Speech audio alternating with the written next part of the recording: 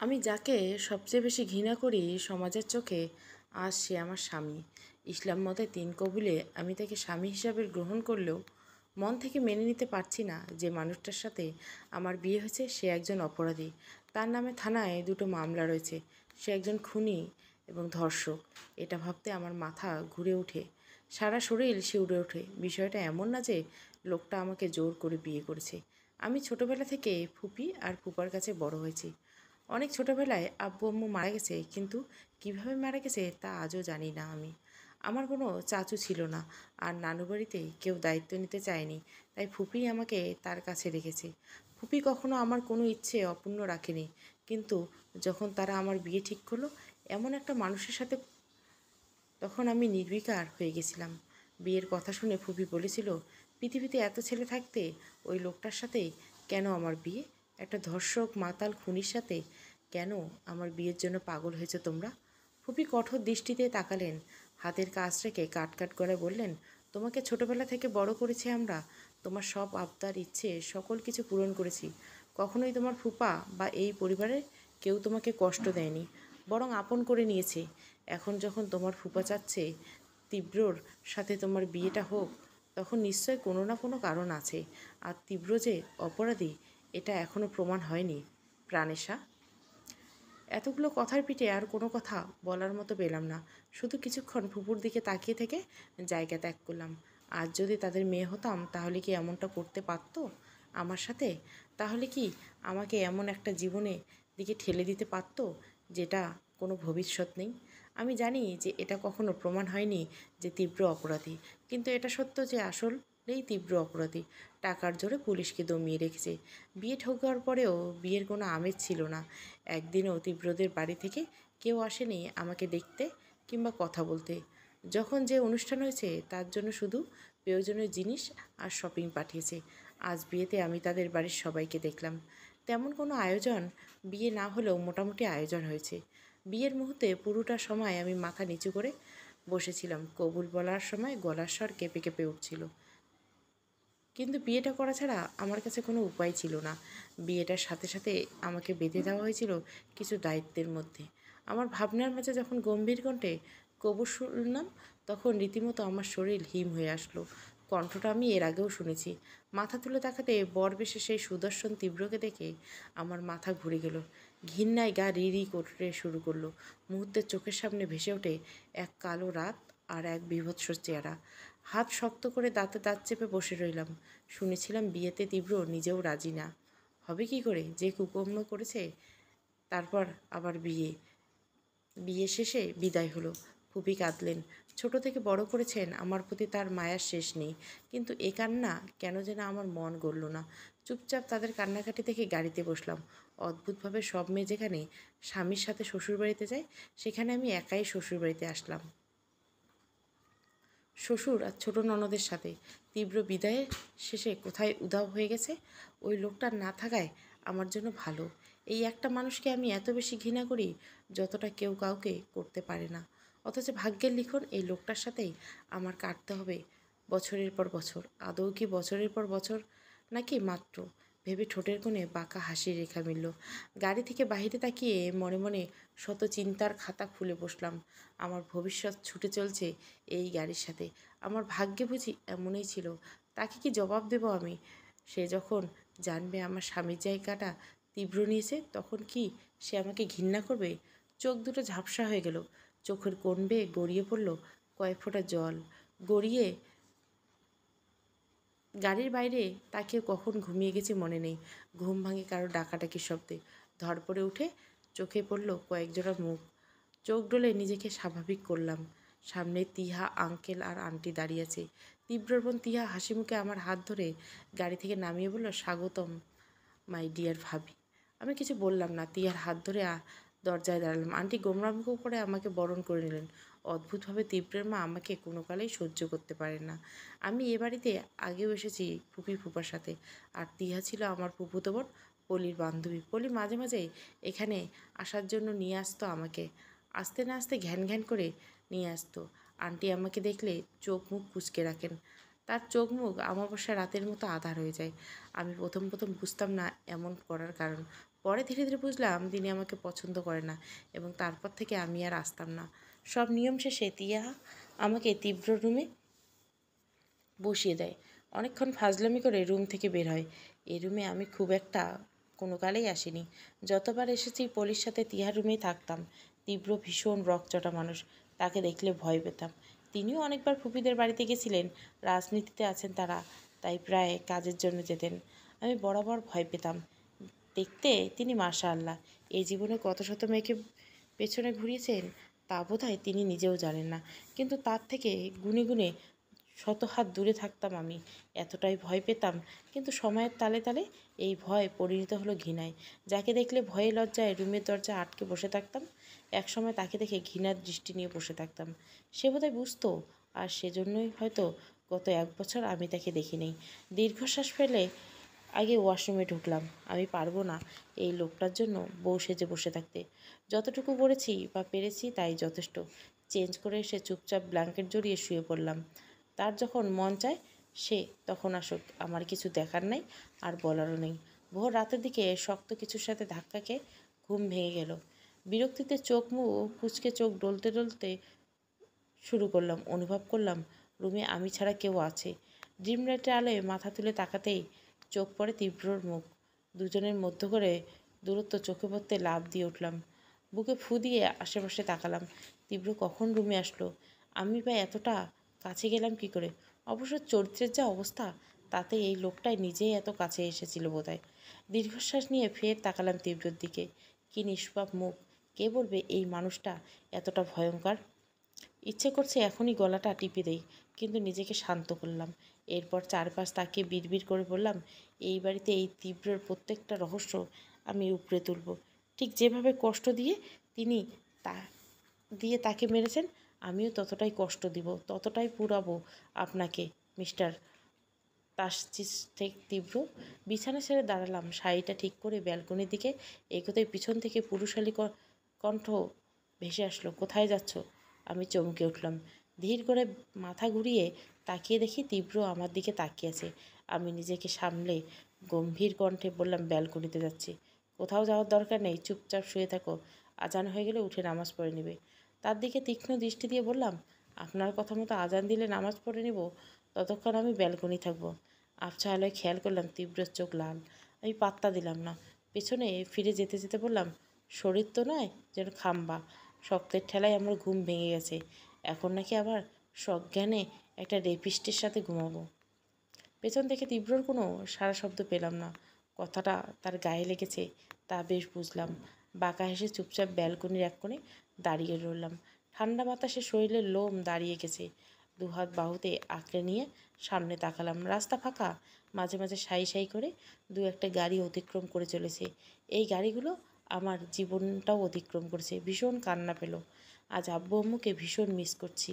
তারা থাকলে আমার একাকিত্ব বাড়াতে হতো না। ফুপি হয়তো কখনো কোনো আবদার অপূর্ণ রাখেনি, কিন্তু কখনো আমার কাছে বসে মায়ের মতো মমতা দেয়নি। মা বাবা ছাড়া জীবন কঠিন তা হাড়ে হাড়ে টের পাচ্ছি।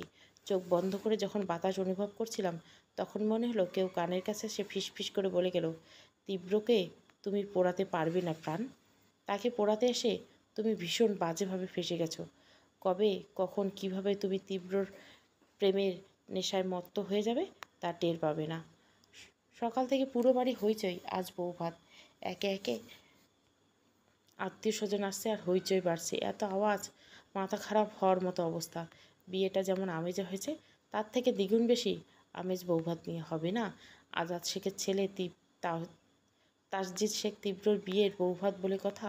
বিয়েটা যেমনই হোক, বৌভাত হতে হবে বিরাট আয়োজন, নয়তো ইমেজটা 12টা বেজে যাবে। আয়নার সামনে বসে কানের দুল পরতে পরতে কথাগুলো ভাবছিলাম আর হাসছিলাম। মানুষ নিজের ইমেজ নিয়ে কতটা সতর্ক হলে নিজের ছেলের এত বড় কুকর্ম টাকার জোরে দাবিয়ে রাখে। তীব্র কত বড় অপরাধী তা ভাইরাল হতে দেয়নি আজাদ শেখ। ঘটনাটি এক রাতে চাপা পড়ে গেছে টাকার কাছে। এই ঘটনা কেবল আমরা কয়েকজন জানি। দীর্ঘশ্বাস ফেললাম। এর মধ্যে তিহা ভাবি বলে ডাকতে ডাকতে দৌড়ে আসলো। আমি ওর দিকে তাকাতে হাঁপাতে হাঁপাতে বললাম, ভাইয়াকে দেখেছে ভাবি? পুরো বাড়ি কোথাও খুঁজে পেলাম না। তীব্রর কথা উঠতে আমার ভোর রাতের কথা মনে পড়ে গেল।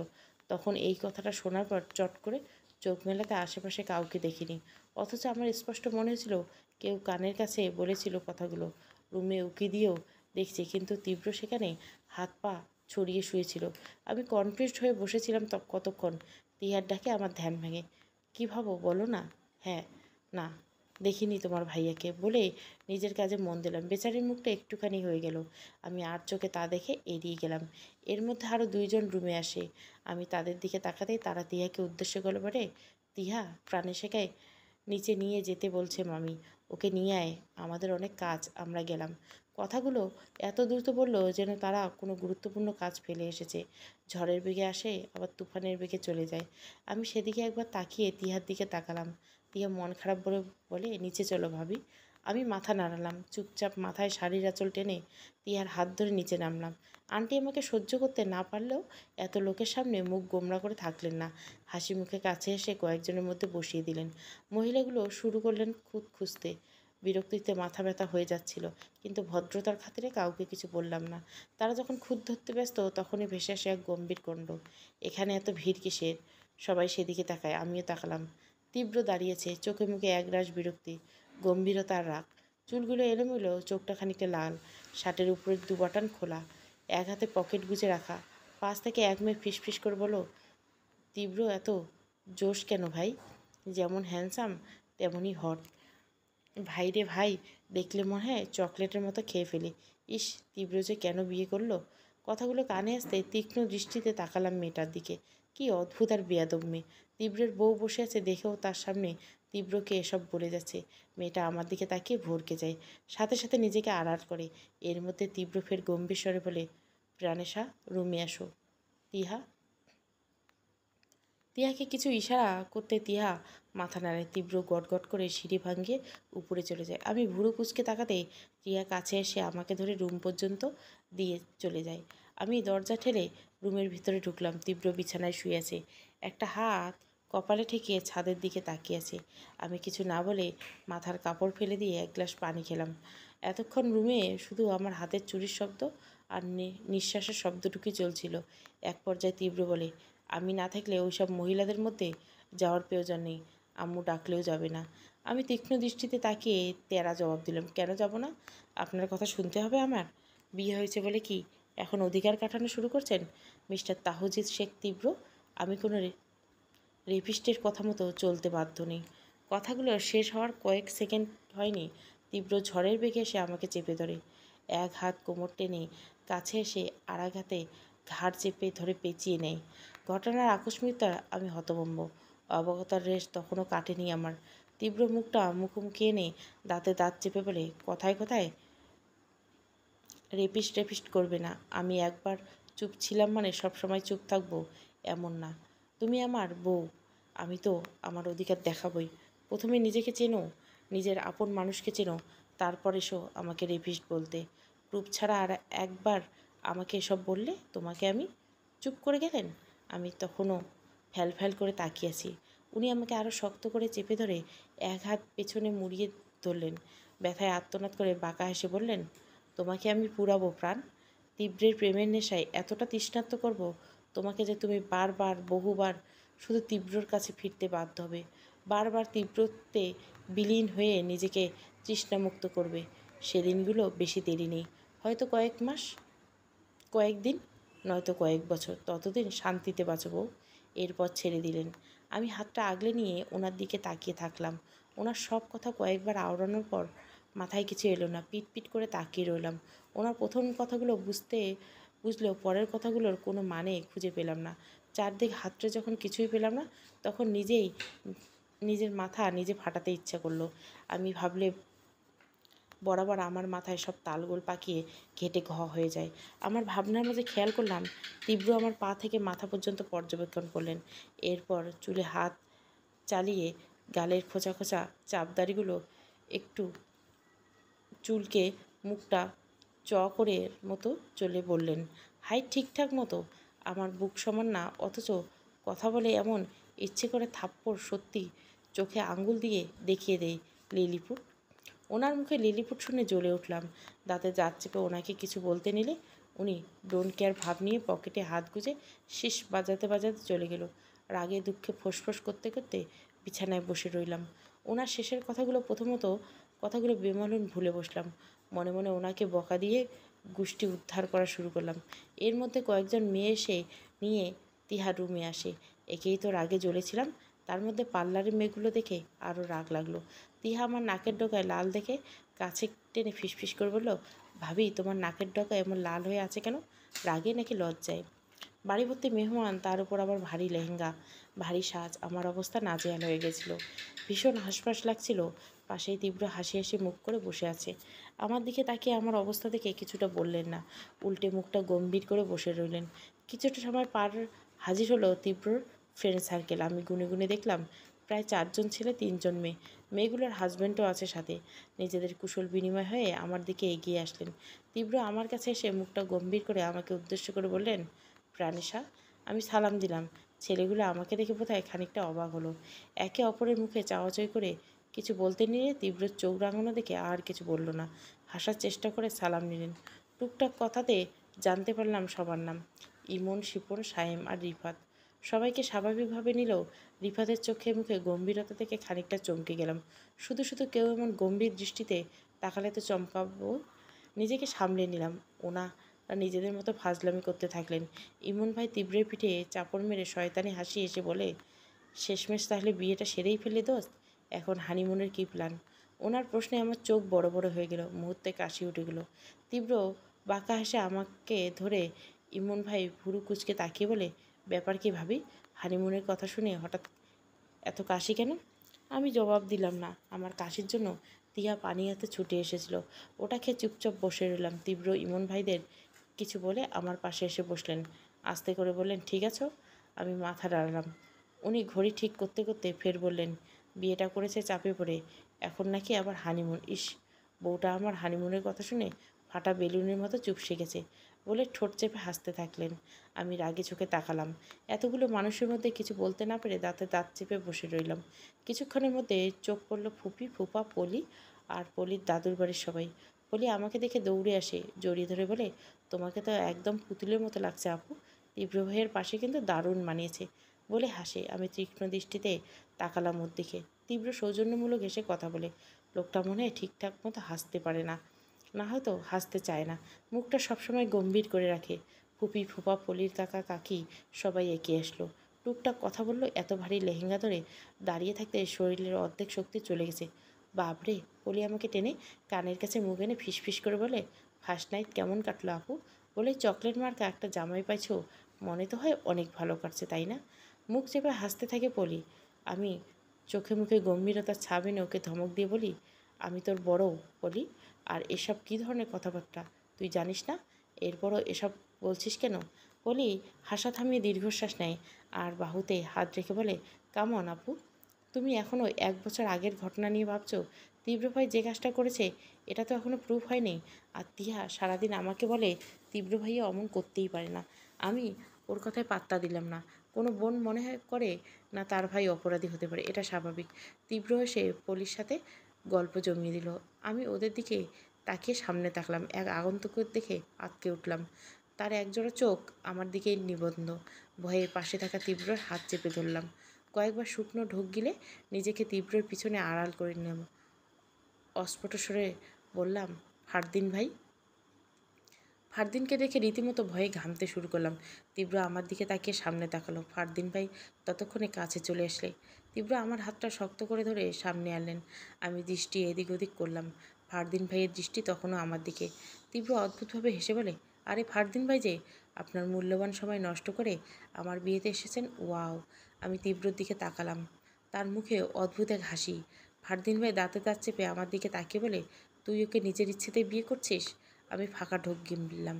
আমার জবাব না পেয়ে তীব্র নিজেই পাশ থেকে উত্তর দিল, দেখতেই যখন পাচ্ছেন তখন জিজ্ঞাসা করছেন কেন শালা সাহেব? উফ, মিস্টেক। আপনি তো প্রাণেশার বড় ভাই। ফারদিন ভাই তীব্রর দিকে কড়া দৃষ্টিতে তাকালেন, যেন চোখ দিয়ে তাকে মেরে ফেলতেছে।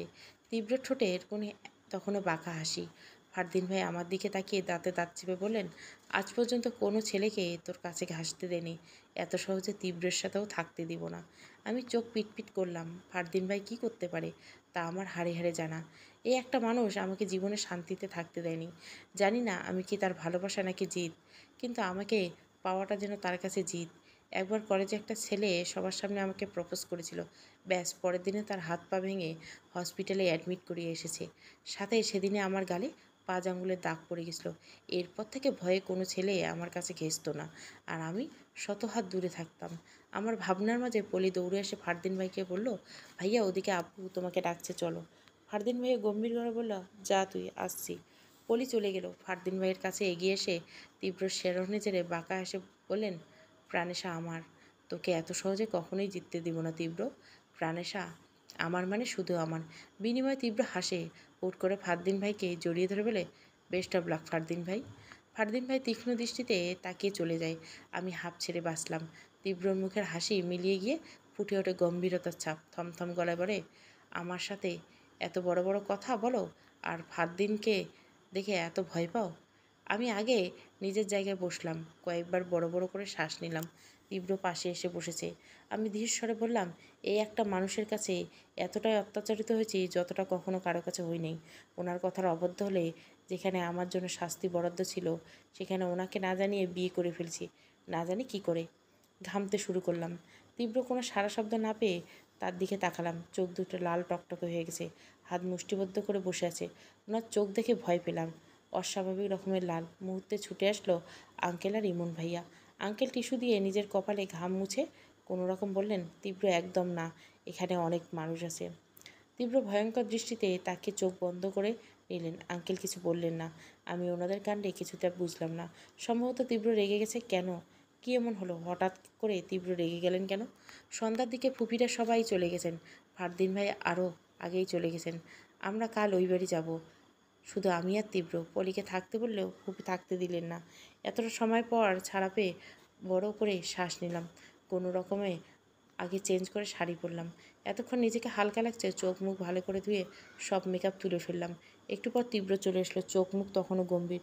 ভুরু কুচকে তার দিকে কিছুক্ষণ তাকিয়ে থেকে আয়নার সামনে বসলাম। তীব্র কাবার থেকে প্রয়োজনীয় জিনিস নিয়ে ওয়াশরুমে ঢুকলো। ততক্ষণে আমি সব ঠিকঠাক করে আগে বিছানায় শুয়ে পড়লাম। গত কয়েকদিন থেকে ধকলের শেষ নেই। ঘুম হচ্ছে না ঠিকমতো। চুপচাপ ব্ল্যাঙ্কেট মুড়ি দিয়ে শুয়ে পড়লাম। ক্লান্তিতে যখন চোখ বন্ধ হয়ে আসছে, তখনই একটা শব্দে চমকে উঠলাম। লাফিয়ে বসে নিজেকে সামলে আশেপাশে তাকালাম। তীব্র ল্যাপটপ হাতে বসে আছে সোফায়। আমি পিটপিট করে তাকাতে বলল, কী হলো? ভয়ে ঘুম আসছে না?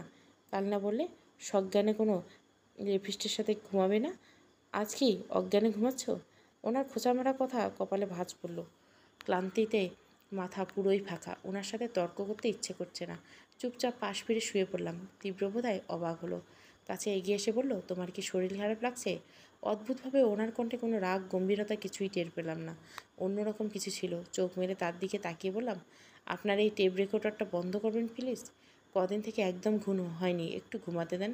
তীব্র ভুরু কুচকে তাকিয়ে চুপচাপ চলে যায়। আমি নিজের মতো ঘুমিয়ে পড়লাম। মাঝরাতে মনে হলো কারো ঠান্ডা হাতের স্পর্শ পেলাম। আষ্টেপৃষ্ঠে দৌড়িয়ে ধরেছে কেউ, কিন্তু ঘুমের মধ্যে চোখ খুলতে পারলাম না। উষ্ণ জায়গা পেয়ে গুটি গুটি মেরে ঘুমিয়ে পড়লাম। পরদিন সকাল থেকে তীব্র বেঁকে বসেছে, কিছুতেই ফুপুদের বাড়ি যাবে না। আঙ্কেল আন্টি তিহা বোঝানোর পর ওনাকে রাজি করাতে পারেনি। উল্টো রেগে বাড়ি থেকে বের হয়ে গেলেন। মন খারাপ করে লিভিং রুমের সোফায় বসে কার্টুন দেখা শুরু করলাম।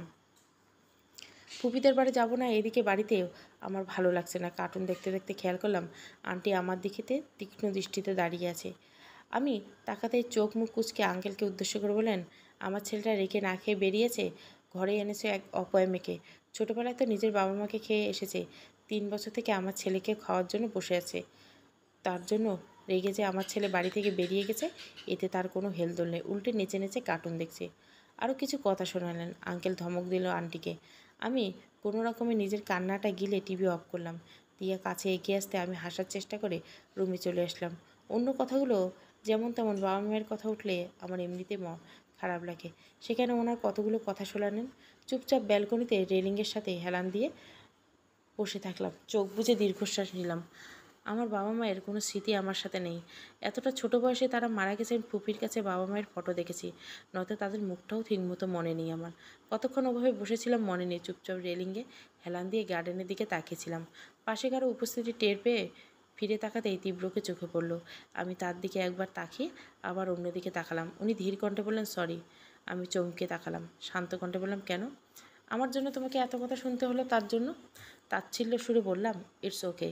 বড়লোকরা অমন একটু একটু অপমান করবে, এটাই স্বাভাবিক। উনি ভুরু কুঁচকে বললেন, সবসময় তেরা তেরা কথা না বললেই শান্তি পাও না? বাই দ্য ওয়ে, রেডি হও, যাও। কোথায় যাবে? ওই বাড়ি? না গো, হানিমুনে যাব। যাবে তো বউ?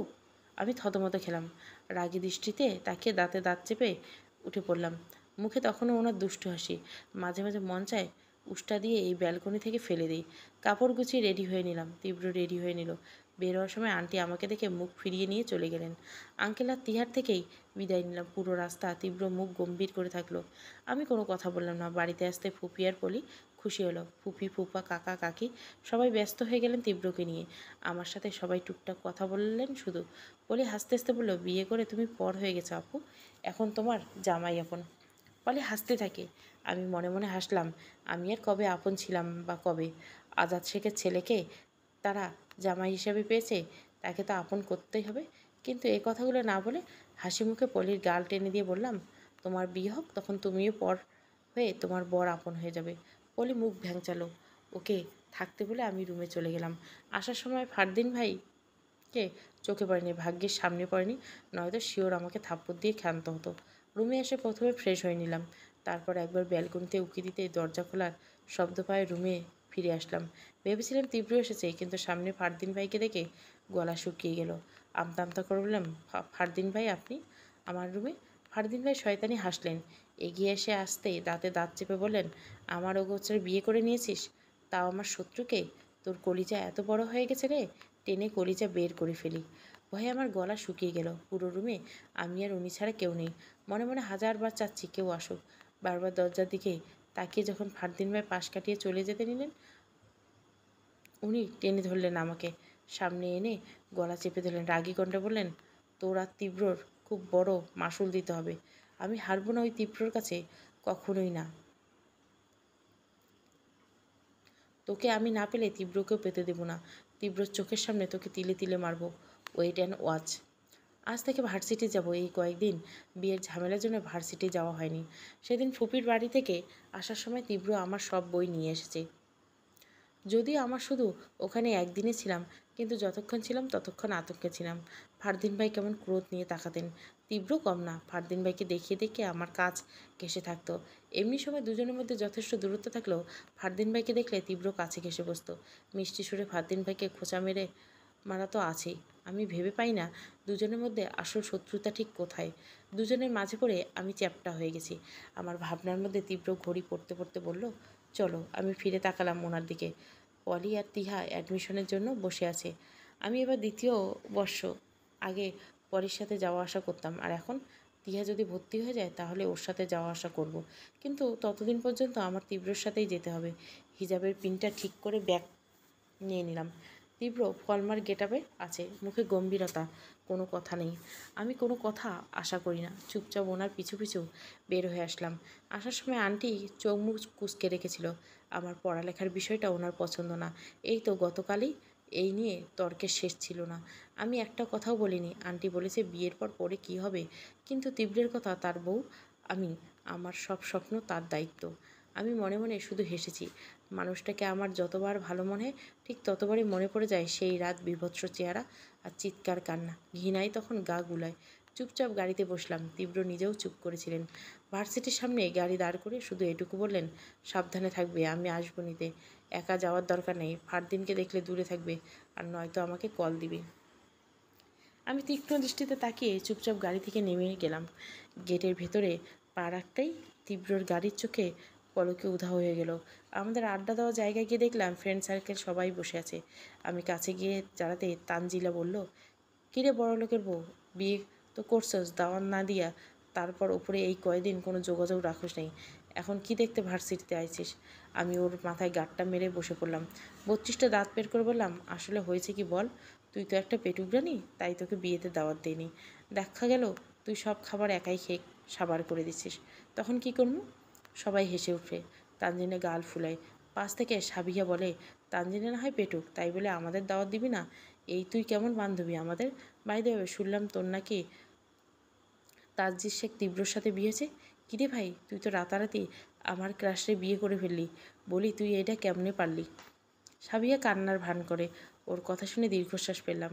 আমার কোনো জবাব না পেয়ে রাতুল বলল, তোর মুখে ওই রকম বাদরের মতো করে রাখছিস কেন? তীব্র ভাইয়ের মতো জামাই পাওয়া তোর মুখ ওরকম হইলে আমাকে বউরা তো পুরো কষ্টে হার্ট অ্যাটাক করবে। আরেক দফা হাসাহাসি হয়। সবাই কিছুক্ষণ বসে থেকে ক্লাসে গেলাম। আমি যেতে নিলে হাত আটকায় স্বামী। আমি ওর দিকে তাকালে ও শান্ত দৃষ্টিতে তাকিয়ে বলে, তুই তীব্র ভাইকে বিয়ে করলি কেন? তুই কি ভুলে গেছিস উনি কি করছে? ভুলিনি, বাদ দে, ক্লাসে চল। স্বামী আর কিছু বলল না। আমাদের ফ্রেন্ড সার্কেলে কেউ জানে না তীব্রর বিষয়টা। মূলত আমি আর স্বামী জানি, তাও বিশেষ কারণে। শুধু আমার ফ্রেন্ড সার্কেল না, এই শহরে কেউই জানে না। কি সন্দেহ! সেদিন রাতে যখন পুলিশ তীব্রকে অ্যারেস্ট করছিল তখন আজাদ আঙ্কেল সবটা সামলে নেয়, তাই তেমনভাবে কেউ কিছু জানে না। আর আমার চুপ থাকার অনেকগুলো কারণ আছে। আমরা বললেই বা কী হতো? আজাদ আঙ্কেল তার পাওয়ার দিয়ে আমাদের মুখ বন্ধ করে দিত। অবশ্য পুলিশ নিজেও আমাদের কথা শুনতো না যে কিছু বললেই। ভার্সিটি ক্লাস শেষ করে ক্লাস দুটো শেষ না করে চলে আসলাম আন্টিদের বাড়ি। বাড়িতে ঢুকতে জুই ছুটে আসলো। ছোট ছোট হাতে আমাকে জড়িয়ে ধরে বলল, মামুনি,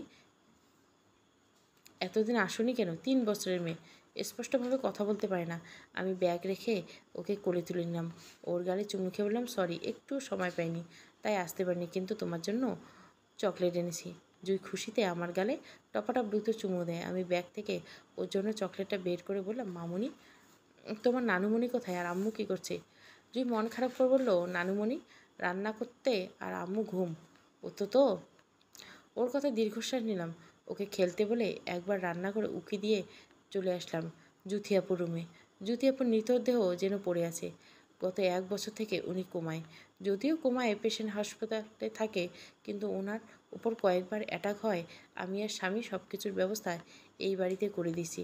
ওদের এই ঠিকানা তেমন কেউ জানে না। আল্লাহর রহমতে এখন আর আপুর উপর অ্যাটাক হয়নি। আমি আপুর পাশে বসে তার হাত আগলে নিলাম।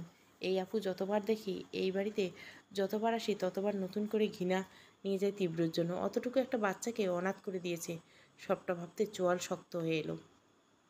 এর মধ্যে পেছন থেকে আন্টি গম্ভীর কণ্ঠে বললেন, তুমি এখানে কেন প্রাণেশা? তোমার স্বামীকেও সাথে এনেছো? আমি অবাক হয়ে তাকালাম। বিয়ের পরে আজই তো আসলাম, তাহলে আন্টি কেমনে জানলো আমার বিয়ে হয়ে গেছে? আন্টি কি জানে আমার কার সাথে বিয়ে হয়ে গেছে? শুকনো ঠোক গিললাম। আন্টি কি আমাকে ভুল বুঝলো? আমি কিছু বলার আগে আন্টি বললেন, কি ভাবছো? কীভাবে জানলাম? জেনেছি কোনো একভাবে। তুমি আমাদের এতটাই সাহায্য করে এটা কিভাবে করলে প্রাণেশা? যে ছেলেটা আমার 2 মেয়ের জীবন নষ্ট করে দিল, যার জন্য এক মেয়েকে হারিয়েছি, আর এক মেয়ে কোমায় শুয়েছে, তুমি তার সাথে বিয়ে করে নিলে? তোমার এত লোভ! মাথায় যেন আকাশ ভেঙে পড়লো। হতভম্বের মতো তাকিয়ে থাকলাম। আমার লোভ? আন্টি আমাকে কিছু বলার সুযোগই দিলেন না। হাত টেনে এনে দরজা থেকে বের করে দিলেন। আমাদের শেষ একটা উপকার করো। তোমার স্বামীকে আমাদের ঠিকানাটা দয়া করে বলো না। আমার ছোট্ট নাতনিকে নিয়ে, আমার মেয়েকে নিয়ে আমাকে বাঁচতে দাও। আর কখনো এ বাড়িতে আসবে না। মুখের উপর দরজা বন্ধ করে দিলেন। যাদের জন্য এত কিছু করলাম তারাই আমাকে ভুল বুঝলো। অবগতা হতভম্বতায় আমি নির্বাক কিংকর্তব্যবিমুখ হয়ে দাঁড়িয়ে রইলাম দরজার বাইরে। চোখ থেকে দুফোঁটা জল গড়িয়ে পড়ল। নিজেকে সামলে ব্যস্ত ভঙ্গিতে দরজায় কড়া নাড়লাম। এত সহজে তারা আমাকে ভুল বুঝতে পারে? আমার পুরো কথা তো শুনবে। আমি দরজায় কড়া নাড়লে ভেতর থেকে আন্টি দরজা খুলল না। হতাশ হয়ে দরজার সামনে বসে রইলাম। কতক্ষণ ওভাবে বসেছিলাম জানা নেই। হাতে থাকা ঘড়ি তাকিয়ে দেখলাম আমার ভার্সিটির ছুটির সময় হয়ে গেছে। আমাকে তো তীব্র নিতে আসবে বলেছিল। আমি দ্রুত উঠে দাঁড়ালাম। একবার আমাকে তীব্র না পেলে যদি পরে তাড়াতাড়ি ছুট লাগালাম। এখান থেকে যেতেও সময় লাগবে আধ ঘন্টা। তীব্র যদি ভুল করে এখানকার ঠিকানা পেয়ে যায় তাহলে তো আমি শেষ। ভার্সিটির সামনে আসতে কল আসে তানজিলার। দ্রুত রিসিভ করতে চিন্তিত কণ্ঠে বলে, কিরে কই গেছিলি তুই? তীব্র ভাই তোকে খুঁজতে খুঁজতে হয়রান হয়ে গেছে, জলদি বাড়ি যা। আমি আচ্ছা বলে কল কেটে দিলাম। বাড়ির রাস্তা ছুট লাগালাম। বাড়িতে ঢুকতে তিয়ার কাছে ছুটে আসে। ব্যাস গলায় বলে, ভাবি ঠিক আছো? জলদি রুমে যাও। আমি কিছু না বলে চলে আসলাম। রুমে আসতে দেখলাম তীব্র এলোমেলো হয়ে বসে আছে। আমি ফাঁকা ঢোক গিলে ধীরে ধীরে রুমে ঢুকলাম। কোনো শব্দ না করে ব্যাগ টেবিলে রেখে পেছন ঘুরে তীব্র ঠান্ডা গলায় বলল, কোথায় গিয়েছিলে? আমি চমকে গেলাম। ওনার এত ঠান্ডা গলা আমার ঠিক হজম হলো না। কোনো রকমের কণ্ঠ শক্ত করে বললাম, কোথাও যায়নি আমি তো। আমাকে থামিয়ে দিয়ে বলে, ডোন্ট ট্রাই টু ইট। আমি তোমাকে সব জায়গায় খুঁজেছি, এই মিথ্যে বলার চেষ্টা করবে না। আমি ফাঁকা ঢুক গেলাম, নিজেই নিজেকে হাজারটা গালি দিলাম। আমার জবাব না পেয়ে তীব্র ঝড়ের গতিতে কাছে এলো। ভয়ে দুপা পিছিয়ে যেতে দেওয়ালের সাথে ধাক্কা খেলাম। উনি চেপে ধরলেন দেওয়ালের সাথে, চোখ দুটো অসম্ভব লাল, চুলগুলো উস্কো খুস্কো, দাঁতে দাঁত চেপে বললেন, তোমার কাছে সব মজা মনে হয় না? আমি নিষেধ করেছিলাম না একা কোথাও যেতে। আমি করেছিলাম নিষেধ? চমকে উঠলাম, ভয়ে মাথা নাড়লাম। উনি বাহুতে হাত চেপে ধরে ফের বললেন, তাহলে গেছো কেন? অফ ছিল তোমার। আমি কতটা ভয় পেয়েছিলাম তোমার ধারণা আছে? আমি উত্তর দিলাম না। আমি আন্টির বাড়ি যাওয়ার সময় সবসময় ফোন অফ করে যেতাম, আর ফিরে আসার সময় ফোন অন করে নিতাম। উনি ছেড়ে দিয়ে সরে গেলেন, পিছনে ঘুরে নিজের মাথা চেপে ধরে নিজেকে রাগ সামলানোর চেষ্টা করলেন। তারপর তাচ্ছিল্যের সুরে হেসে বললেন, আমি কাকে কী বলছি? যার কাছে আমি শুধুমাত্র রেপিস্ট, তার কাছে আবার আমার ফিলিংস ইম্পসিবল। ওনার কথায় ভুরু কুচকে বললাম, রেপিস্টকে নিশ্চয়ই রেপিস্টে বলবো, আর আপনার ফিলিংস সিরিয়াসলি? যে মানুষ একটা মেয়েকে চুপ করে ঢোক গিলে, ফের বললাম, এরপর আবার তাকে মেরে ফেলে, তার পরিবার পর্যন্ত মারতে যায় শুধুমাত্র নিজের কার্যসিদ্ধির জন্য, তার আবার ফিলিংস? উনি দ্বিগুণ রেখে যায়, আমার দিকে ভয়ঙ্কর দৃষ্টিতে তাকিয়ে ড্রেসিং টেবিলের মিররে আঘাত করে। রুমের মধ্যে মুহূর্তে ভাঙচুরের শব্দে কান ঝাঁঝা হয়ে ওঠে। তীব্র হাতে ততক্ষণে রক্তের ফোয়ারা বইছে। সকালে ঘুম থেকে উঠে আশেপাশে জায়গায় খালি দেখলাম, তখন বেশ অবাক হলাম। ঘড়ির দিকে তাকিয়ে দেখলাম কেবল 6টা বাজে। এত সকালে তীব্র কই গেল?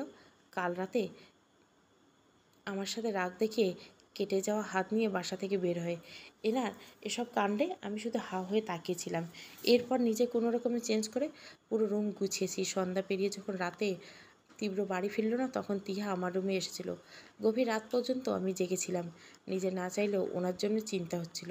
জেগে থাকতে থাকতে কখন ঘুমিয়েছি মনে নেই। এখন যখন ঘুম ভাঙলো তখন তীব্রকে দেখলাম না। কিছুক্ষণ থম মেরে বসে রইলাম। দরজা যেমন ছিল তেমন রেখে হতাশ শ্বাস নিলাম। সারা রাত মানুষটা বাড়ি ফিরে আসেনি। কোথায় আছে, কী করছে কিছুই তো জানি না। হাতটা তো প্রচুর রক্তাক্ত ছিল, ওই অবস্থায় কোথায় চলে গেছে কিছুই বুঝতেছি না। মাথায় হ্যাং মেরে গেল। ফ্রেশ হয়ে আয়নার সামনে দাঁড়িয়ে আনমনে মুখ মুছিয়ে নিলাম। বেড সাইডে টেবিলে তীব্রর ফটো ফ্রেম দেখে কিছুক্ষণ ওভাবেই তাকিয়ে রইলাম। হুট করে মনে পড়ে গেল জুথি আপু আর জিনিয়ার কথা। সর্ব শরীর কেঁপে উঠল। নিজে হতভম্ব হয়ে গেলাম নিজের কারণে। যে মানুষটাকে আমি সহ্য করতে পারি না তার জন্য চিন্তা করছি, যাকে মন থেকে মানতে পারিনি তার জন্য ভাবছি আমি সে ঠিক আছে কি না, এটা ভেবে আমি রাতের ঘুম হারাম করে ফেলেছি। নিজের মাথায় চুল নিজে একটা একটা করে ছিঁড়তে মন চাইল। দাঁতে দাঁত চেপে বসে রইলাম। নিজেকে বুঝলাম ওনারা যাই হোক আমি ভাববো না ওনাকে নিয়ে। নিজেকে হাজারটা বুঝ দিয়ে ব্যালকনিতে দাঁড়ালাম। নিজেকে এতভাবে বোঝানোর পর মন খুঁতখুত করছে। একসময় এই দুপাক্ষিক চিন্তায় নিজেকে নিজে বকতে থাকলাম। নিজে এসে দেখলাম কিচেনে একজন মেয়ে টুকটাক সব কাজ সেরে নিচ্ছে। আমি কফি বানিয়ে খেতে শুরু করি। এখনও বাড়ির কেউ উঠে নেই। ভাবলাম আজ আমি নাস্তা বানাই। মেয়ের আন্টিকে আমতা আমতা করে বললাম, আন্টি আজ আমি নাস্তা বানাই।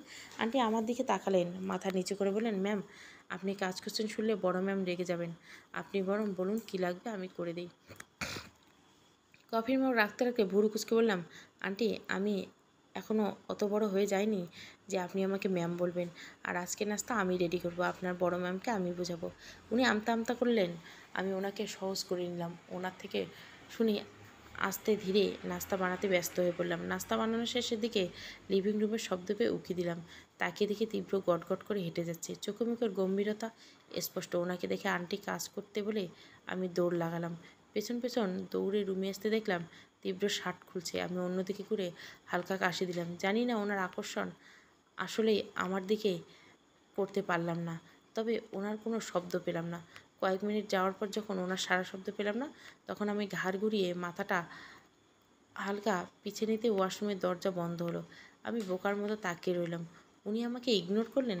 চুপচাপ বিছানার উপর পা দুটো তুলে দুগালে হাত দিয়ে বসে রইলাম।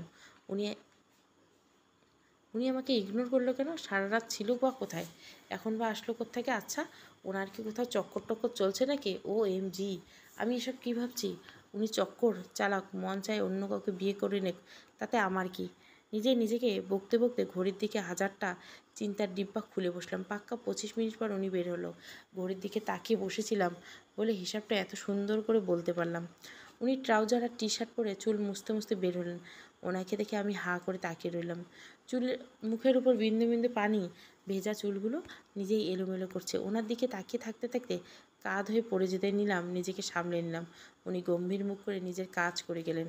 আমার সাথে কোনো কথা না বলে দূরে তাকালেও না। আমি নিজেই আমতা আমতা করে বললাম, সারা রাত কোথায় ছিলেন? কোথা থেকে আসলেন? সকাল আর হাতে ব্যান্ডেজ করেননি? উনি গম্ভীর স্বরে জবাব দিলেন, একটা প্রশ্নের জবাব দেওয়ার প্রয়োজন মনে করছি না। জ্বলে উঠলাম আমি রাগে। মাথায় ওনার সামনে গিয়ে পা উঁচু করে ওনার টি শার্ট আঁকড়ে ধরলাম। রাগে বললাম, আমাকে জবাব দেওয়ার প্রয়োজন মনে করছেন না মানে কি? হ্যাঁ, আমি আপনার বউ, আর তাই আপনি কোথায় ছিলেন, কোথা থেকে আসলেন সবটা জানার অধিকার আমার আছে। আমিও তো তোমার হাজবেন্ড, তাহলে নিশ্চয় তুমি কোথায় যাচ্ছ তা জানার অধিকার আছে আমার। ওনার ঠান্ডা গলার কথায় আমি আস্তে করে টি শার্ট ছেড়ে দিলাম। শুকনো ঢোক গিলে মাথা নিচু করে দাঁড়ালাম। উনি আমাকে পাশ কাটিয়ে চলে যেতে বললেন, তাছাড়া একজন রেপিস্টের উপর নিশ্চয় বউয়ের অধিকার দেখাবে না। উনি আমাকে কিছু বলার সুযোগ না দিয়ে চোখের আড়াল হয়ে গেলেন। এতক্ষণে কী হলো বিষয়গুলো পরপর ভাবতে মাথা চক্কর দেওয়ার মতো অবস্থা। আসলেই তো আমি কেন ওই লোকটার উপর বউয়ের অধিকার দেখাবো? উনি যা মনে চায় করুক। বড় করে নিঃশ্বাস নিয়ে আমি নিচে নেমে আসলাম। তীব্র সোফায় বসে আঙ্কেলের সাথে কথা বলছে। তিহা আমার কাছে এসে বলল, ভাবি তুমি নাকি নাস্তা বানিয়েছো? আমি মাথা নেড়ে হেসে বললাম। তিহা হাসি মুখ করে এটা ওটা বলতে থাকলো। পাশ থেকে আন্টি খোঁচা মেরে বললেন, এসব ন্যাকামি করে আমার বাড়ির মানুষগুলোকে আমার কাছ থেকে দূরে করছে। আমি বেশ অবাক হলাম। অবাকে রেস ধরে বললাম, সরি আন্টি, আমি আপনার বাড়ির মানুষদের আপনার থেকে দূরে করছি মানে বোঝো না? এমন ভাব করে নিচ্ছ যে ভাজা মাছটা উল্টে খেতে জানো না। তোমার জন্য আমার ছেলেটা আমার সাথে কথা বলে না ঠিক মতো। তোমার জন্য আমার স্বামী পর্যন্ত আমাকে কথা শোনায়, আর এখন ন্যাকামো করছো? আন্টির কথায় অবাকতার শেষ থাকলো না আমার জন্য তীব্র ওনার সাথে ঠিকমতো কথা বলে না। আমি ফ্যালফ্যাল করে তাকিয়ে রইলাম সোফায় বসা তীব্রের দিকে। তীব্র তখন আঙ্কেলের সাথে কথা বলতে ব্যস্ত। আমি তিয়ার দিকে তাকাতে তিয়ারা অসহায় চোখে তাকিয়ে বলে, আম্মুর কথা কিছু মনে করো না ভাবি, আম্মু এমনি এমন, তুমি চলো। বাস থেকে আন্টি রেগে দাঁতে চাচ্ছে বললো, হ্যাঁ এখন তো শুধু তুই বাকি ছিলি, এক একটা শত্রু জন্ম দিছে যেন। আমি ফাঁকা ঢোক গিললাম। এদের কথার প্যাচের মধ্যে আমার মাথা ফাঁকা। আমি তিহার হাত ধরে দূরে টেনে কাঁপা কাঁপা গলায় বললাম, আন্টি আমাকে এমন বললেন কেন? সত্যি বলো তিয়া, তোমার ভাইয়া কি আসলে আন্টির সাথে খুব একটা কথা বলে না আমার জন্য? তিয়া করুণ দৃষ্টিতে তাকিয়ে বলো, তুমি আম্মুর কথা মনে নিও না প্লিজ। আম্মু রেগে গেলে এসব বলেই থাকে। তাছাড়া তুমি তো জানো আম্মু তোমাকে তেমন একটা পছন্দ করে না, এই জন্য এসব বলেন। তিয়া আমাকে হাজারটা বুঝ দিয়ে চুপ করিয়ে দিলেন। বুঝলাম তিয়া কিছু একটা লুকিয়ে গেল। তবুও কিছু বললাম না, চুপচাপ ওর সাথে এসে ডাইনিংয়ে বসে পড়লাম। খাওয়ার সময় আঙ্কেল তিয়া অনেকবার তীব্রকে জিজ্ঞাসা করলো তার হাতে কিভাবে কেটেছে, কিন্তু সে কোনো জবাব না দিয়ে চুপচাপ খেয়ে পড়ল। আন্টি তেমন খেলেন না। আমাকে অপছন্দ করার কারণে এতদিন খুঁজে পেলেন না। মনে মনে হয়তো কারণ পেয়ে গেছি, একটু খুঁটিয়ে দেখতে হবে। আমি নিজেও দ্রুত খাওয়া শেষ করে তীব্রর পিছু ছুটলাম। রুমে এসে তীব্রকে বললাম, হাতে ইনফেকশন হয়ে যাবে, ব্যান্ডেজ করে নিন। উনি কোনো উত্তর দিলেন না। আমার খুব রাগ হলো, তবুও মাথা ঠান্ডা করে ওনার হাত টেনে ধরলাম। উনি ভুরু কুঁচকে কিছুক্ষণ তাকিয়ে থেকে বললেন, কী সমস্যা? আমি ওনার হাত টেনে বসিয়ে দিয়ে বললাম, ফার্স্ট এড বক্স এনে হাতে ওষুধ লাগাতে থাকলাম। জায়গাটা কি বিশ্রীভাবে কেটেছে, তবুও উনি কত সহজে সহ্য করছে। হাতে ব্যান্ডেজ করতে করতে আর চোখে তাকিয়ে বললাম, আপনি আন্টির সাথে ঠিকমতো কথা বলেন না কেন? উনি চমকে তাকিয়ে চোখ ছোট ছোট করে তাকালেন। এরপর আমার থেকে হাত ছাড়িয়ে নিয়ে কাবাটের দিকে যেতে যেতে বললেন, কে বলেছে ঠিকমতো কথা বলি না? অযথা কথা না বলে রেডি হও, ভার্সিটি আছে। আমি বাঁকা হেসে এগিয়ে আসলাম। বোরখা নিতে নিতে বললাম, অযথা কথা নাকি সত্য কথা তা আমি জানি না, আপনি জানেন। অবশ্য আপনার থেকে এর বেশি আশা করা যায় না। যে ছেলে একটা মেয়ের দুর্বলতার সুযোগ নিয়ে তাকে মেরে ফেলতে পারে, সে আবার নিজের মায়ের সাথে কথা কি বলবে? এসব মানুষের থেকে এমনি দূরে থাকা উচিত। বাড়িতে তো তিয়া আছে, কবে না কবে দেখা যাবে ওর সাথে। কথা শেষ না হতে তীব্র দ্রুত গতিতে ছুটে আসলো। রাগে আমার মুখ চেপে ধরে আর এক হাতে মুচড়ে ধরে। ওনার হঠাৎ আক্রমণে ভয় পেয়ে গেল। নিজেকে সামলে নিলাম। তীব্র আগুন চোখে তাকিয়ে চেঁচিয়ে বলে, আর একটা উল্টোপাল্টা কথা বললে তোমার জিভ টেনে ছিঁড়ে ফেলবো। আমার বোনকে নিয়ে তোমার এই মানসিকতা? আমাকে যা বলে চুপচাপ মেনে নেই বলে এই আমার বোনকে নিয়েও বলবে চুপ করে শুনে যাব? আমি ওনার থেকে ছোটার চেষ্টা করতে করতে অস্পষ্ট স্বরে বললাম, নিজের বোনকে কিছু বললে আপনার এত গায়ে লাগে? আর যখন অন্যের বোনের সাথে এত ঘৃণ্য একটা কাজ করছেন তখন? তীব্র ছুঁড়ে ফেললেন আমাকে। ধাক্কা তাল সামলাতে না পেরে দেওয়ালের সাথে ধাক্কা খেলাম। ব্যথা পেয়ে ফ্লোরে পড়তে উনি তাচ্ছিল্য ভরা কণ্ঠে বললেন, সত্যি যেদিন জানতে পারে সেদিন নিজেকে ক্ষমা করতে পারবে না প্রাণ। আমার কাছে আসার জন্য এক পলক দেখার জন্য মরিয়া হয়ে যাবে, কিন্তু তখন অনেকটা দেরি হয়ে যাবে। তুমি প্রতিনিয়ত পড়বে আর নিজেকে ঘৃণা করবে। সেদিনটা খুব কাছে। সব কিছুর জবাব তুমি সেদিনে পাবে। সব কিছুর জন্য নিজেকে প্রস্তুত রেখো। বাড়িটা বেশ জমজমাট। তীব্রর নানুর বাড়ির লোকজন আসবে। আন্টি তো খুবই খুশি। ওই দিনের পর থেকে সবাই খুব স্বাভাবিকভাবে আর তীব্র সম্পর্কে জটিল দিন বেড়েই যাচ্ছে। ওনার কথাগুলো আজ ভীষণভাবে আমার মনে ঘুরপাক খায়। আমি বুঝতেই পারিনি। বারবার মনে হয়, আচ্ছা আমি কি কোনোভাবে ভুল? কিন্তু সেদিন তো জিনিয়াকে নিজ চোখে দেখেছি। মৃত্যুর আগে কি মানুষ মিথ্যে কথা বলতে পারে? দুপাক্ষিক চিন্তায় আমার অবস্থা করুণ। মাথা চেপে বসে রইলাম। খটখট করে দরজা খোলার শব্দে সেদিকে তাকাতে এই তীব্রকে নজরে পড়ল। তীব্র গম্ভীর মুখে নিজের মতো করে কিছু একটা খুঁজছে। আমি আগ বাড়িয়ে কিছু বললাম না। যেখানেই ছিলাম ঠিক সেভাবেই রইলাম। তীব্র একটা ফাইল নিয়ে যাওয়ার সময় কণ্ঠ গম্ভীর করে বললেন, নিচে যাও। আম্মু যখন তখন চেঁচামেচি করবে, বাড়িতে নানুর বাড়ির সবাই আসবে, এসব অশান্তি যেন না হয়। উনি চলে গেলেন। আমি কোনো রকম উঠে দাঁড়িয়ে শাড়ি ঠিক করে নিলাম। কাল রাত থেকে শাড়িটা ভালো লাগছে না, শরীরটা খুব দুর্বল। তারপর নিজেকে সামনে নিচে আসলাম। তীব্র ততক্ষণে বাড়ি থেকে বের হয়ে গেছে। আন্টি আজ খুব খুশি মনে হয়। একবার এখানে ছুটছে তো আরেকবার ওখানে। টিয়া সোফায় বসে আছে, শুধু এদিক ওদিক আরেকবার তাকাচ্ছে। আমি ওর পাশে বসতে আমার দিকে গোল গোল চোখে তাকিয়ে বলল, ভাবি আম্মু ঘুরছে নাকি পৃথিবী ঘুরছে নাকি আমার মাথা ঘুরছে? ওর কথার ধরন শুনে ফিক করে হেসে দিলাম। চিপস খাচ্ছিল, সেখান থেকে একটা চিপস মুখে পড়তে আন্টি কড়া গলায় টিয়াকে উদ্দেশ্য করে বলল, টিয়া তোর ভাবিকে বল যেন মেহমানের সামনে একটু ভালো মতো থাকে, আর পারলে যেন এসে কাজে হাত লাগায়, কারণ তোর নানু কিন্তু এসেই বলবে নতুন বউয়ের হাতে রান্না খাবে। টিয়া আমার দিকে তাকালো। আমি হাসার চেষ্টা করে উঠে গেলাম। কিচেনের দিকে যেতে যেতে বললাম, আন্টি আজকে না হয় আমার সাথে একটু কথা বলে নিয়েন। টিয়ার নানু তো এটাও দেখবে যা তার মেয়ের সঙ্গে নাত বউর সম্পর্ক কেমন। কী বলো টিয়া? টিয়ার সাথে সাথে হ্যাঁ হ্যাঁ করে উঠল। আন্টি কঠোর দৃষ্টিতে তাকিয়ে আমার কাছে এসে কী কী করতে হবে, কতটা কী দিতে হবে সব বুঝিয়ে দিলেন। আমি তার কথা মতো রান্না শুরু করলাম। রান্না শেষ হতে হতে দুপুর 2টা বেজে গেল। একেই শরীর খারাপ, তার উপর রান্নার প্যারা মাথায় ঘুরিয়ে আসলো। পেট গুলিয়ে আসে নিজেকে সামনে কোনো রুমে আসলাম। কাবার থেকে শাড়ি, ওয়াশরুমে শাওয়ারের জন্য ঢুকলাম। চোখে মুখে পানি দিয়ে আগে নিজেকে হালকা করে একবার শাওয়ার নিয়ে বের হতে কারো উপস্থিতি টের পেলাম। বিছানার উপরে একটা মেয়েকে বসে থাকতে দেখে বেশ অবাক হলাম। কে উনি? আমি টাওয়াল দিয়ে চুলগুলো আটকে নিলাম। মেয়েটা আমার পা থেকে মাথা পর্যন্ত পর্যবেক্ষণ করে বলল, তীব্র ভাইয়া কোথায়? উনি তো এখনো আসেননি, আপনাকে তো চিনলাম না। উনি আমার প্রশ্নের উত্তর দেওয়ার প্রয়োজন মনে করলেন না। কেমন দৃষ্টিতে যেন তাকিয়ে রুম থেকে বের হয়ে গেলেন। ওনার এমন ব্যবহারে মানে বুঝে উঠলাম না। চুপচাপ চুল মুছে নিয়ে মাথায় কাপড় দিয়ে নিচে নামলাম। নিচে শোরগোল বেঁধে গেছে। নিতে এত মানুষ দেখে অবাক হচ্ছে। তীব্র নানুর বাড়িতে এত লোক নাকি? গুনে গুনে দেখলাম 10 জন। সিঁড়ির উপরে আমাকে ভ্যাবলার মতো তাকিয়ে থাকতে দেখে তিহা দৌড়ে আসে। এসে হাত টেনে ধরে বলে, ভাবি জলদি আসো, এখানে দাঁড়িয়ে কী করবে? আমি কিছু বলার আগে টিয়া থেমে যায়। আমি জিজ্ঞাসা দৃষ্টিতে তাকাতে টিহা কাছে এগিয়ে এসে কপালে গালে হাত ছুঁয়ে বলে, তোমার শরীর এমন গরম কেন ভাবি, জ্বর আছে? আমি থতমত খেয়ে বললাম, জানি না, শরীর ভালো লাগছে না এমনিতে। টিয়া কিন্তু বলতে দেবে তার আগে একজন গম্ভীর মহিলার স্বর ভেসে আসলো। সেদিকে তাকাতে টিয়া বিড়বিড় করে বলল, ওটা নানু। আমি শাড়ির আঁচল ভালোভাবে টেনে নিলাম। নানু বলে, নাত বউ ওখানে দাঁড়িয়েছো কেন, নিচে আসো। আমি আর টিয়া নিচে নামলাম। নানু আমার মুখ দেখে বলল, মাশাআল্লাহ, বউ তো খুব সুন্দর। এরপর একজন ইশারায় কিছু বলতে নিলে তিনি ছুট লাগালেন। নানুকে আমাকে সবার সাথে পরিচয় করে দিলেন। তীব্রর এক মামা, মামি, 5 জন কাজিন, 3 জন মেয়ে। এর মধ্যে বড় নীলুফা আপু। তানহা আমার বয়সী আর মিলি টিহার বয়সী। 2 জন ছেলে, একজন মুন্না আর একজন বিপ্লব। দুজনে আমার ছোট। আর হ্যাঁ, মজার বিষয় হলো ওরা 2জন টুইন। ওরা ছোট মামার ছেলে। ছোট মামা আর ছোট মামি আসেনি। নীলুফা আপুর হাজব্যান্ড আসেনি, তবে তার একটা পিচ্চি মেয়ে আছে, বয়স প্রায় 3।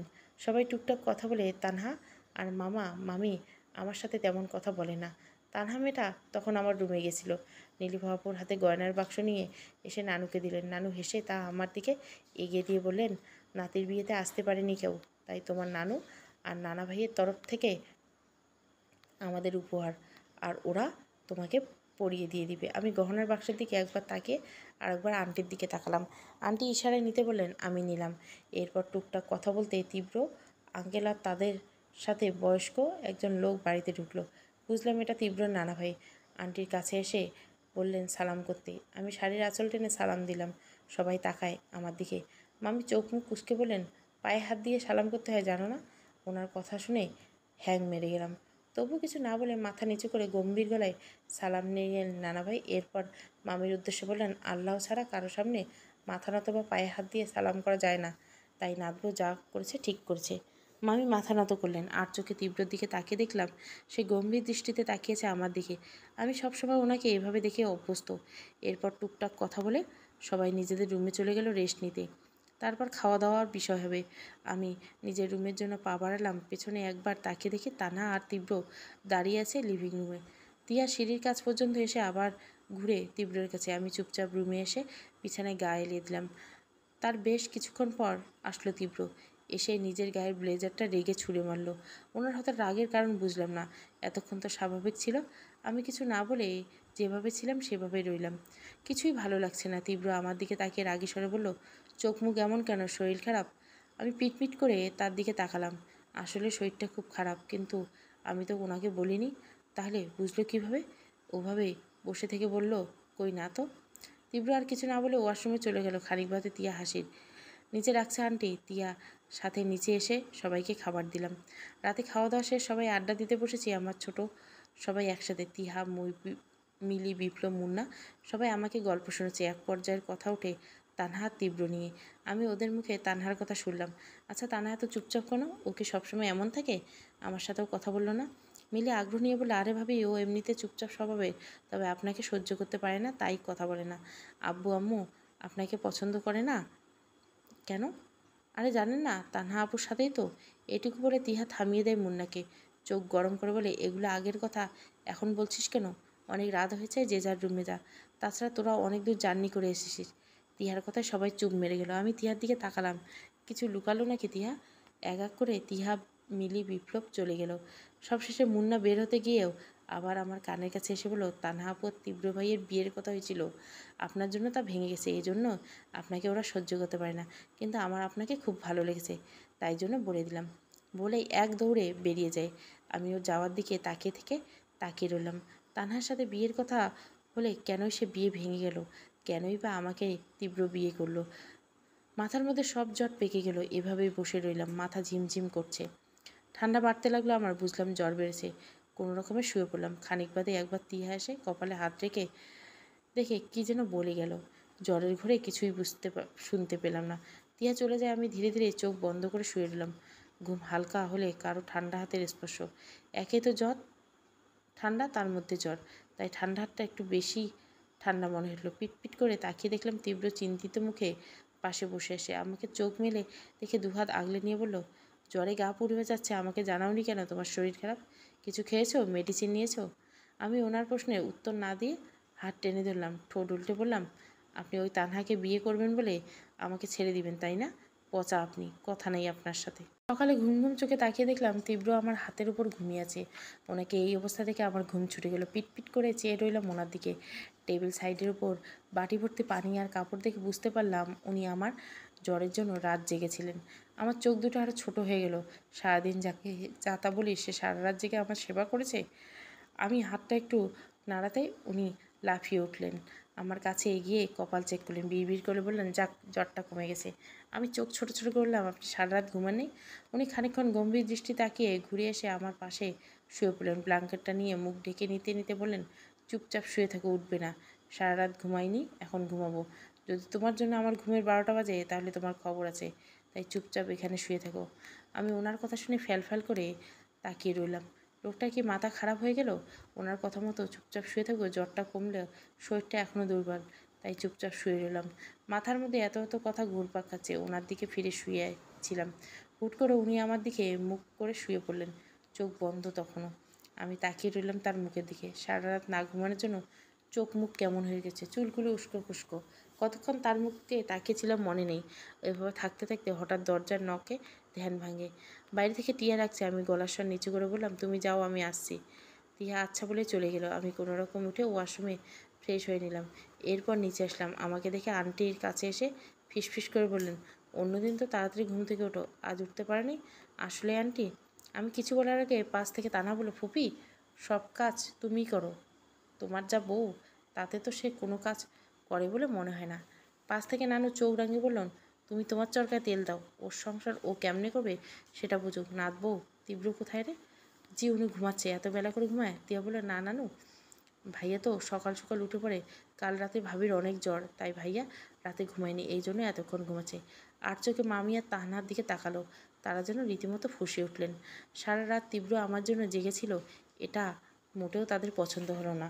আমি ঠোঁট চেপে হাসলাম। নানু কপালে চিন্তার ভাঁজ ফেলে বলো, এখন কেমন আছো নাতবু? জ্বর নিয়ে উঠতে গেলে কেন? না নানু, আমি ঠিক আছি। আমার বলার শেষ কথার সাথে সাথে গম্ভীর কণ্ঠ ভেসে আসে, তুমি ঠিক আছো কি নেই তা কি তোমাকে দেখতে বলছি? পাকু মনে করে রুম থেকে বের হয়েছে কেন? আমি ঘাড় ঘুরিয়ে তার দিকে তাকালাম। তীব্র চোখ মুখ দেখে ফাঁকা ঢোক গিলাম। ওনার গম্ভীর কণ্ঠ শুনে নানু মুচকে এসে বললেন, এদিকে এসো নানু ভাই। তীব্র এসে নানুর পাশে বসলেন। আমার দিকে তখন তিনি অদ্ভুতভাবে তাকিয়ে বললেন। ওনার এমন ভয়ঙ্কর দৃষ্টি দেখে ভরকে গেলাম। নানু ভাই বললেন, বউয়ের দেখে খুব খেয়াল রাখো। তীব্র নানুর সামনে একদম অন্যরূপে মানুষ হয়ে গেল। হেসে বললেন, একটু বেশি ভালোবাসি তো তাই, তবে তোমার চেয়ে বেশি না। নানু শব্দ করে হাসলেন। আমি ভেঙচি কেটে বিড়বিড় করে বললাম, আসছে রে ভালোবাসা, আসছে, ফানি। তার মধ্যে তানা উঠে গটগট করে চলে গেল। তানা উঠে যাওয়ায় মামি একবার সবার দিকে তাকিয়ে নিজেও পেছনে পেছনে গেল। আন্টি একবার শুধু সেদিকে তাকালেন, কিন্তু গেলেন না। নানু আর তীব্র কারো ভ্রুক্ষেপ হলো না। দুজনে দুজনের কথা বলা শেষ করলেন। তারপর তীব্র আমার কাছে এসে বললেন, রুমে আসো। আমি মাথা নাড়িয়ে ওনার পিছু হাঁটলাম। রুমে আসতে উনি খেপে গেলেন। আমার হাত চেপে ধরে বললেন, বের হতে নিষেধ করছিলাম না, বের হলে কেন? আমি ফাঁকা ঢোক গিলে বললাম, তিয়া তো ডাকছিল তাই গেছিলাম। তো ডাকলেই যেতে হবে? বলতে পারলে না আমি নিষেধ করেছি নিচে যেতে? আমি কোনো উত্তর না দিয়ে বললাম, হাতটা ছাড়ান, ব্যথা পাচ্ছি। উনি ছেড়ে দিলেন। খুব জোরে না দিলেও শরীরের ব্যথার জন্য ব্যথা পেয়েছি। উনি ছেড়ে দিয়ে গটগট করে ওয়াশরুমে ঢুকলেন। ফ্রেশ হওয়ার জন্য আমি কিছুক্ষণ সেদিকে তাকিয়ে থেকে ব্যালকনি দিকে দাঁড়ালাম। পাশেই ব্যালকনি থেকে তানহা দাঁড়িয়েছিল, সাথে মিলিয়ে ছিল। তানহাকে দেখে হাসার চেষ্টা করলাম। তানহা আমাকে দেখে চোখ মুখ কুঁচকে বললেন, তাহলে তোমার জন্যই তীব্র আমাকে ছেড়েছে? জি। বুঝলাম না। তানহা হেসে বলল, এত খুশি হওয়ার কিছু নেই। তীব্র আমারে ভালোবাসে আর বিয়ে আমাকেই করবে। তোমার জন্য ওর বিয়ে জাস্ট একটা সাময়িক ডিল। কিছুটা মাথায় গেল না, পুরোটা মাথার উপর দিয়ে গেল। তবে একটা কথা থমকালাম, আমাকে বিয়ে করাটা ডিল? কিসের ডিল? কার সাথে ডিল? তানহা বাঁকা হেসে ব্যালকনিতে চলে যায়, পিছন পিছন মিলিয়েও যায়। আমি ওভাবেই কিছুক্ষণ দাঁড়িয়েছিলাম।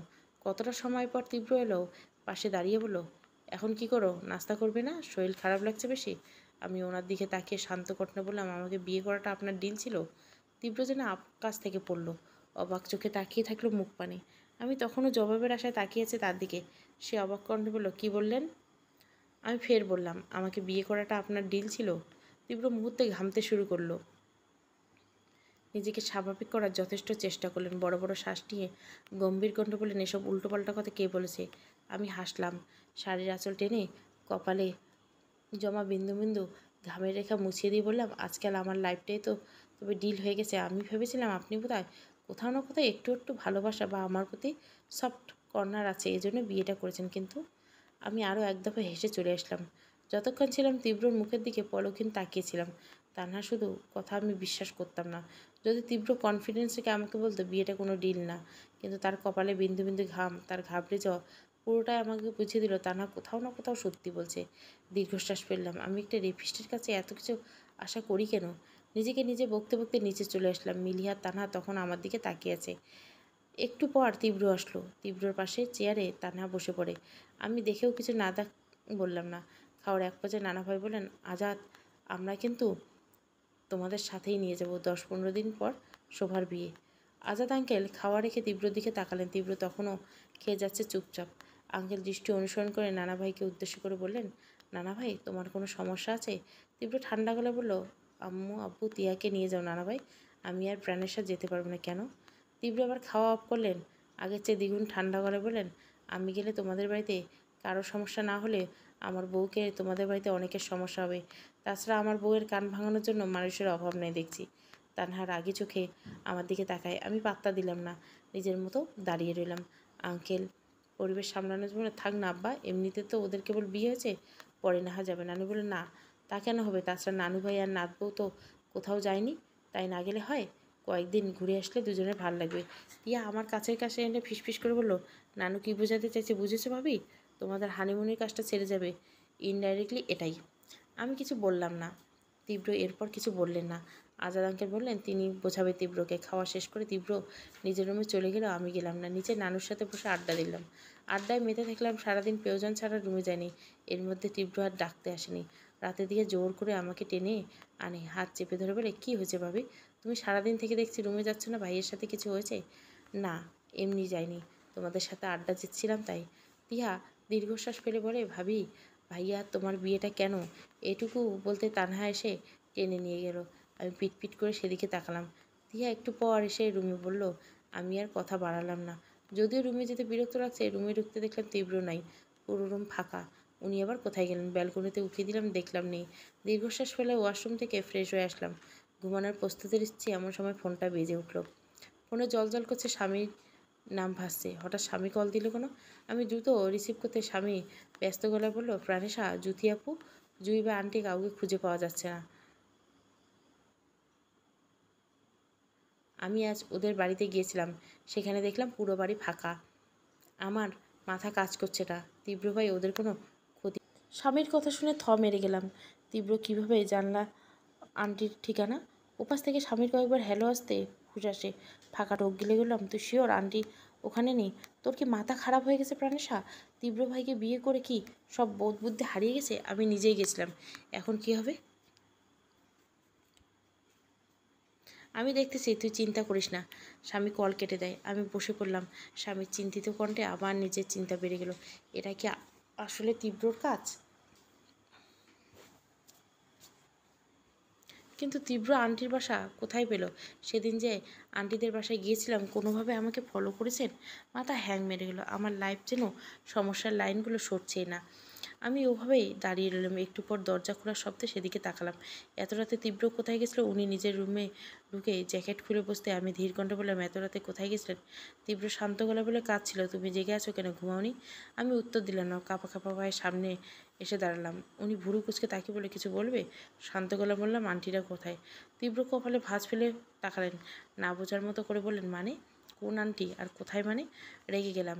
রাগের চোখ থেকে দুফোঁটা জল গড়িয়ে পড়ল। হিংস্র রূপ ধারণ করলো মুহূর্তে। তীব্র শার্টের গলা চেপে ধরে রাগ নিয়ে বললাম, এখন নাটক করছে? কিছু বোঝেন না আপনি? কোন আন্টি জানেন না? জিনিয়াকে তো মেরেই ফেলছেন, এখন কেন আন্টিদের পেছনে পড়ে আছেন? আপনার কি লজ্জা বলতে কিছু নেই? এবার অন্তত ওদের মুক্তি দেন।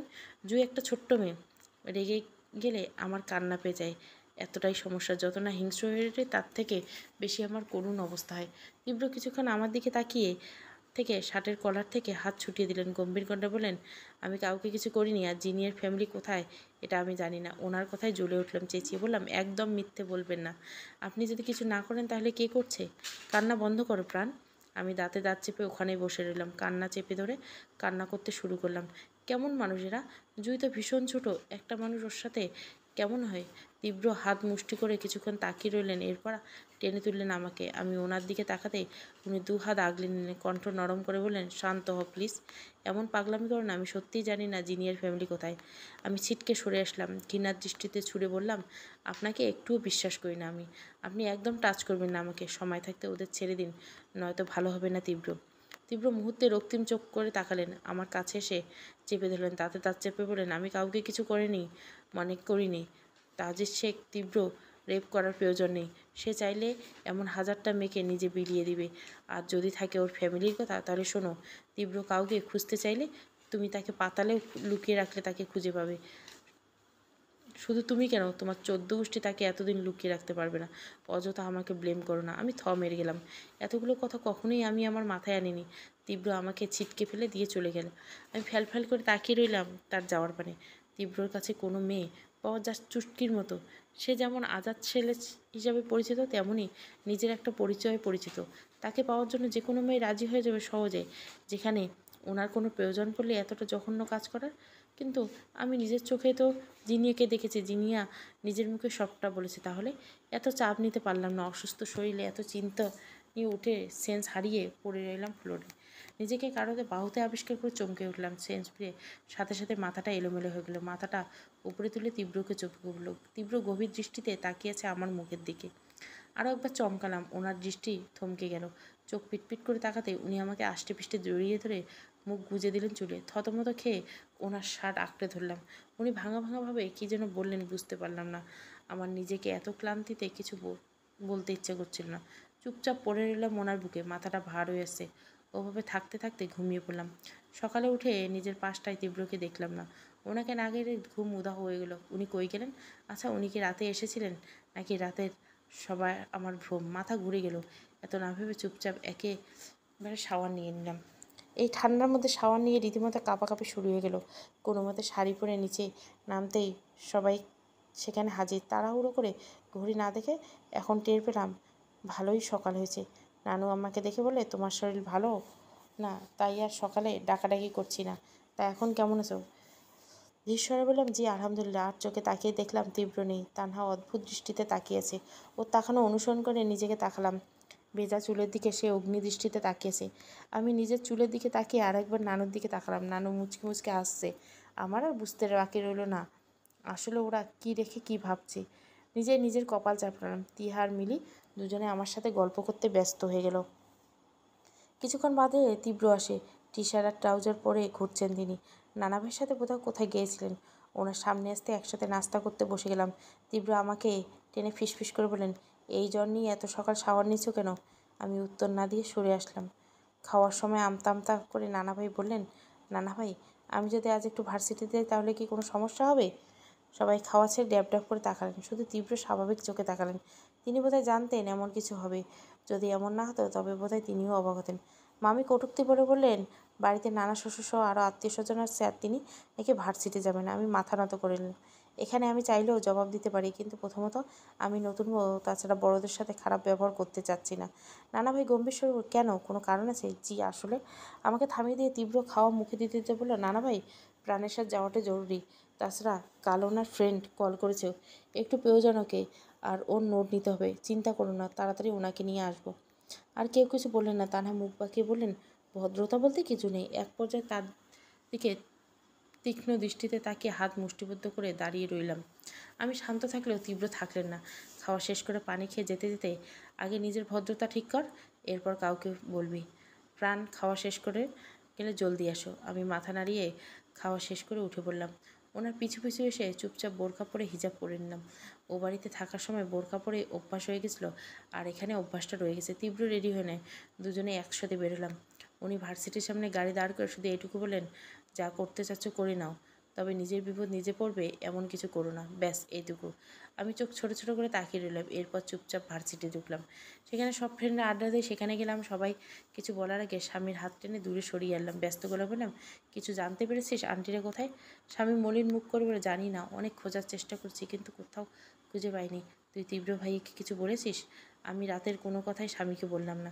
স্বামী সন্দেহের চোখে তাকালে আমি ঘুরিয়ে বললাম, ফাঁকা ঢোক গেলে বললাম, একবার যাবি ওই বাড়িতে, যদি কোনো ক্লু পাই? স্বামী কিছুক্ষণ ভেবে রাজি হয়ে যায়, আর আমি আর স্বামী দ্রুত বের হয়ে গেলাম ভার্সিটিতে। পেছন থেকে কয়েকবার ডাকে তানজিলা, সাবিয়া, কিন্তু আমার জবাব না পেয়ে ছুট লাগালো। দুজনে টেনশন করতে করতে ছুটলাম আন্টির বাড়ির দিকে। টেনশনে ফোনটা অফ হয়ে গেছিলো। অবশ্য এখন আর ফোনটা অফ করে কী হবে। আন্টির বাড়ি আসতে আসতে প্রায় আধ ঘন্টা লেগে যায়। স্বামী নিজের চাবি দিয়ে দরজা খুলে দিলেন। বাড়িতে ঢুকে 3টা রুম আগে ভালোভাবে খুঁজে নিলাম, কিন্তু কোথাও ঠিকানাও নাই। পুরো বাড়িটা কিছু না কিছু পেয়ে হতাশ হয়ে লিভিং রুমে এসে তখনই হাতের সাথে বেঁধে গেল কিছু একটা। বুড়ো কুচকে সেদিকে হাতে নিতে দেখলাম একটা ব্রেসলেট। এরকম একটা ব্রেসলেট তীব্রর কাছে দেখেছিলাম। ভালো মতো উল্টে পাল্টে দেখতে অবাক হলাম। ব্রেসলেটে স্পষ্টভাবে খোদাই করা। চোখ থেকে মুহূর্তে দুফোঁটা জল গড়িয়ে পড়ল। অস্ফুট স্বরে বললাম, তীব্র। তীব্র প্রেমের নেশা প্রথম পর্ব ভালো লাগলে অবশ্যই লাইক, শেয়ার এবং সাবস্ক্রাইব করবেন। Thank you for watching.